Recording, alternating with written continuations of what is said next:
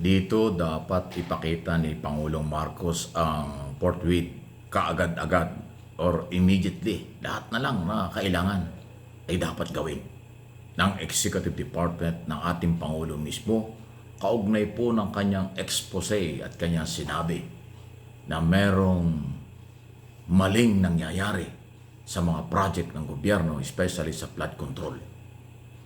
Hindi lang ho sa Metro Manila, kundi sa buong bansa. Kaya nga ginamit yung salitang mahiya naman kayo kasi mga notorious na. Pero alam po niyo sa aking opinion at analysis sa isyong ito, mababawasan, tatamaan, at maraming kaalyado si Pangulong Marcos ang sasabit dito. Kasi meron pong mga kaalyado ang Pangulong politiko, kontraktor ang pamilya. Ang kontraktor ay nasa gobyerno rin.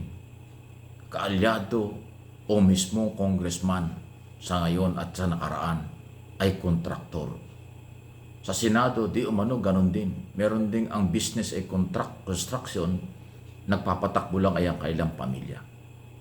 Kaya sa aking puntingin, talagang tatamaan ang mga kaalyado ng Pangulo. Ang sabi naman ng Pangulo, wala sa kanyang kaalyado. Kung kaalyado kita at sabit ka, meron kang kinalaman dito sa maling paggastos ng pera at pagkawala ng pera sa mga project, hindi na daw kayo magkaibigan, hindi na kayo magkaalyado. At dahil dyan, alam naman ng mga kaalyado kung sino sila. Alam ng mga kaalyado na sila isabit. Dapat ngayon pa lang humiwalay na kayo. Dapat ngayon pa lang alam na ninyong gagawin. Kasi ang ating hamon at hamon ng taong bayan, challenge ng taong bayan, pangalanan na sa lalong madaling panahon. Kasuhan at ipakulong ang kahit sino. Sabi ng ating Pangulo, kahit nga sino ay dapat managot. Kasi nga, bilyon-bilyon na pera ang nagastos sa mga project, hindi lang sa flood control program, ang nakakaduda. Kaya lang po yung flood control ay nang ibabaw kasi binabaha tayo. Tayo po ay napapaikutan ng mga isla, ng malalaking mga ilog, ng malalaking mga daan ng tubig. Ang daming pwedeng pagtapunan ng tubig.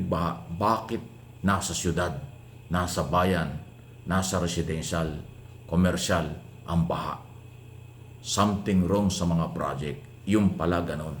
Sabi ng Pangulo, may kickback, mayroong SOP, may for the boys, mayroong guni-guning project lang, ghost project.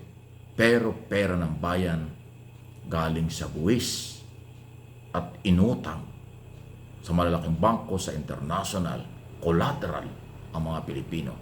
Tapos nabulsa lang sa magitan ng SOP, for the boys, commission, kickback, at guni-guning project. Grabe. Yan dito ipairal dapat ang plunder law sa mga kaalyado o hindi man kaalyado na sangkot dito. Kasi po ang paggastos ng pera sa mga proyekto ng gobyerno ay talaga ang involved dito ay pamahalaan sa national and local government. At hindi ka naman magkakaroon ng pondo kung ikaw ay hindi kaalyado ng gobyerno. Hindi ka bibigyan ng sobra-sobrang pondo para sa mga project mo kung hindi ka kapartido, kung hindi ka malapit sa Pangulo. Tapos yung tiwalang yan na ibinigay ng Pangulo, sinira dahil nga merong guni-guning project pero may pondo. Ganong kasama.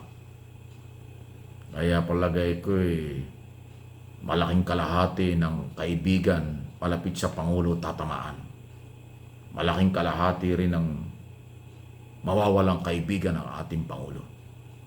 Kung yung mga gunita nung last week bago siya umalis papunta ng India at ngayon nakabalik na, sabi niya, nasa kanya na ang listahan. Kaya ngayon ang ating aabangan, kailan ilalabas ang listahan. At hindi lang dapat ilabas, dapat kasuhan sa korte. Ipakulong yung mga yan kahit kaibigan, kahit kaalyado.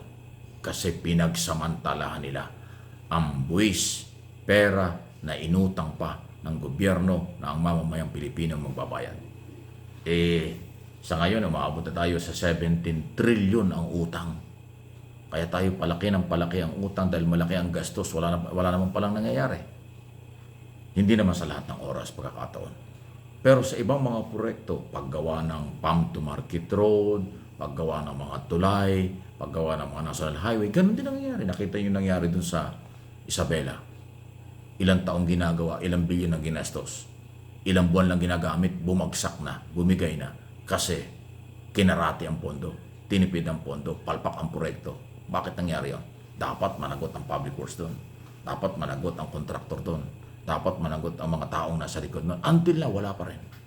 Yan ang sinasabi natin. Kaagad-agad, forthwith, Mr. President, immediately, ipatupad nyo ang mga batas. Hindi namin kayo inutusan. Nakikusuyo lang dahil ang channel na ito at ang mga nanonood at followers, subscriber ng aking mga channel ay mamamayang Pilipino. Dito at sa abroad, mayroon silang karapatan, sa kanila galing ang pera, sila ang collateral sa mga inuutang, kaya dapat mabilis, kaagad-agad ang mga aksyon para ma-identify, mapanagot, maipakulong kung sino-sino ho ito. Marami kasing kontraktor na dami lang talaga ang pangalan eh. Di ba sinabi ko na dati, mayroong incumbent mayor, yung asawa, ang kontraktor. Incumbent governor, yung asawa, kontraktor. Incumbent senador, congressman, kamag-anak, kapamilya, kontraktor. O edi sila lang yan. Pag ang kontraktor kumuha ng 10%, ang governor kumuha ng 10%, ang mayor ay kumuha ng 10%, tatlong yun. Yung tatlong yun, yun pala mag-aama, iisang pamilya. O edi 30% na kinuha nila.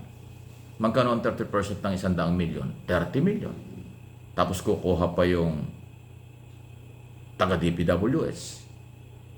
At kung sino-sino pa mga mission. Kaya nga, 40%, 50% na lang ang pupunta sa project. Anong aasahan mo? Nasaan ang quality nun? Paano tatagal yung proyekto? Paano tatagal yung project na ginawa? Paano titibay ang tulay? Paano hindi magbabaha? Paano gaganda yung kalye? Paano magiging mataas ang quality sa matinding corruption? Ganon po ang nangyayari. At hindi naman papayag ang mayor, governor, congressman, senador at kontraktor na wala silang kikitain dyan. Kaya nga mayroong insertion eh. Kaya nga nagsisipsingan, nagbabalimbingan sa Malacanang para makahingi ng pondo, project sa kanyang distrito, sa mga probinsya kung saan-saan. Ganyang kagarapal ang labanan. Kaya dapat makilala natin kaagad-agad, forthwith, Mr. President, sino-sino yan? Please like and share, subscribe and follow kung hindi ba.